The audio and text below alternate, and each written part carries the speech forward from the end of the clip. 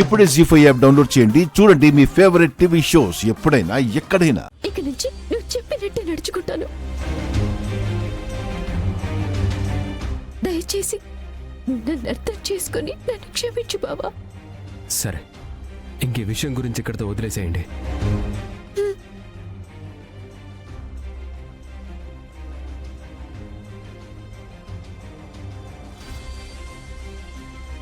భగవంతుడా, ఈ ఆటంకాలన్నీ తప్పించి వీళ్ళ పెళ్లి సరిగ్గా జరిగేలా నువ్వే చూడు స్వామి.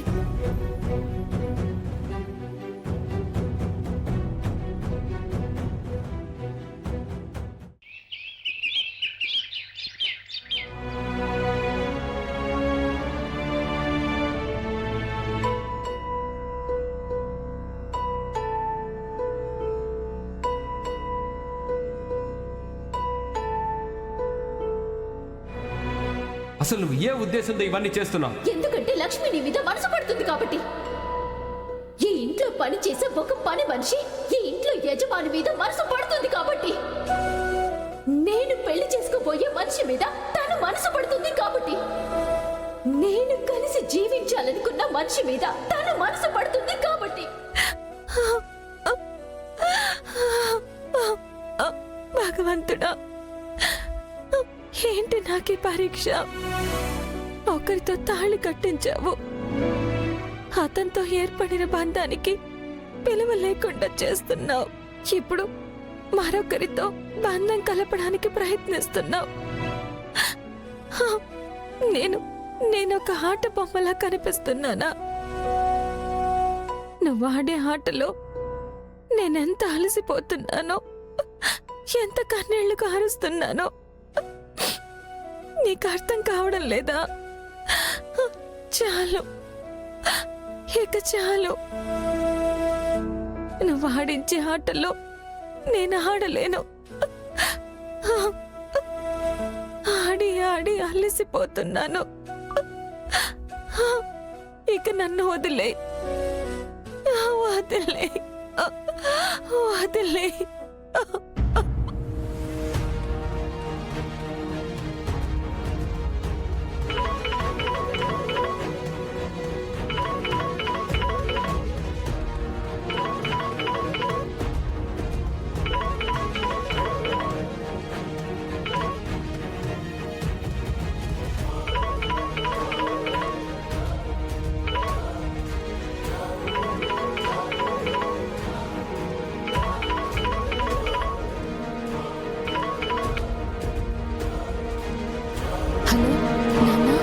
అమ్మా కనుకో, ఎలా ఉన్నావు తల్లి?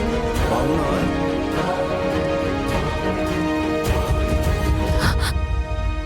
బానే ఉన్నాను నాన్న. అమ్మా కనుకో, ఏమైంది తల్లి? గొంతెందుకు అలా వణుకుతుంది?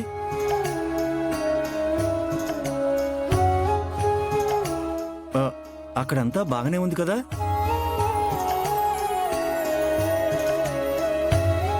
కనకం, ఉన్నావా? ఏమైందే? నువ్వు బానే ఉన్నావు కదూ? నేను బానే ఉన్నానమ్మా, నాకేం కాలేదు. అయినా బంగారంలో చూసుకునే మీ అల్లుడు గారు ఉన్నారు కదా, ఆయన నా పక్కనే ఉంటే నేను ఇంకెలా ఉంటాను చెప్పండి? అవునమ్మా, అల్లుడు గారు బంగారం. ఆయన్ని పక్కనుంటే ఇక నీ గురించి మేమేం ఆలోచించాలి చెప్పు? ఈయనే నీ గొంతు వణుకుతుంది, నీ మాట వణుకుతుంది అంటూ లేనిపోని అనుమానాలన్నీ పెట్టారు. సరే కాని మీరెలా ఉన్నారమ్మా? మేం బానే ఉన్నావే, కానీ నువ్వే ఏదైనా శుభవార్త చెప్తావేమోనని ఎదురు చూస్తున్నావు. శుభవార్త? ఏం శుభవార్తమ్మా? అదేనే, ఏదైనా విశేషం ఉంటే చెప్తావు కదా అని. విశేషమా? దేని గురించి మాట్లాడుతున్నావు? పిచ్చి ముద్దు, నీ కరటి పండు ఒలిచిపెట్టినట్టు అంతా విడమర్చి చెప్పాలి, లేకపోతే అర్థమే కాదు.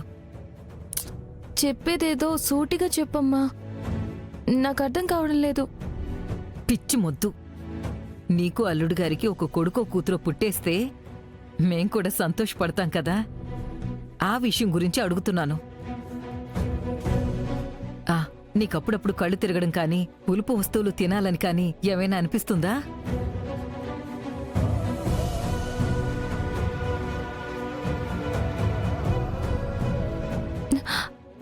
అదేం లేదమ్మా. ఆ, పోనీ నీకెప్పుడైనా వాంతులు రావడం లాంటివి జరుగుతున్నాయా? అయ్యో అలాంటిదేం లేదమ్మా. నువ్వు అనవసరంగా చాలా దూరం ఆలోచిస్తున్నావు. సరే సర్లే, అలాంటివి ఏమైనా ఉంటే ఈ అమ్మకి చెప్పడానికి మొహమాట పడకు, సరేనా?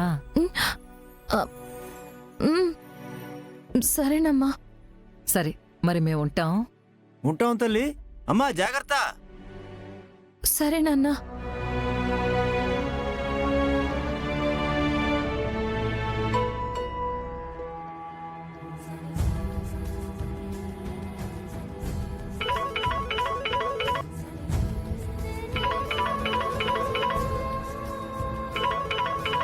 విహారీ గారు నాకు ఫోన్ చేస్తున్నారేంటి?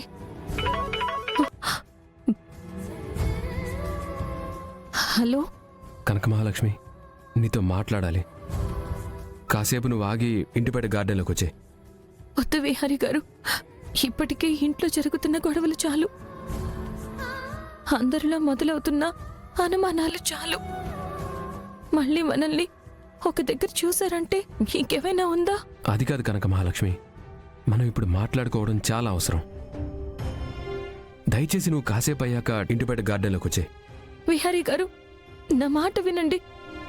ఇప్పుడు మనిద్దరం ఎవరికంటైనా పడ్డామంటే చాలా ప్రమాదం. అవన్నీ నేను చూసుకుంటాను కనక మహాలక్ష్మి. నువ్వైతే మాత్రం ఖచ్చితంగా కాసేపటి తర్వాత గార్డెన్లోకి రా, సరేనా? విహారీ గారు,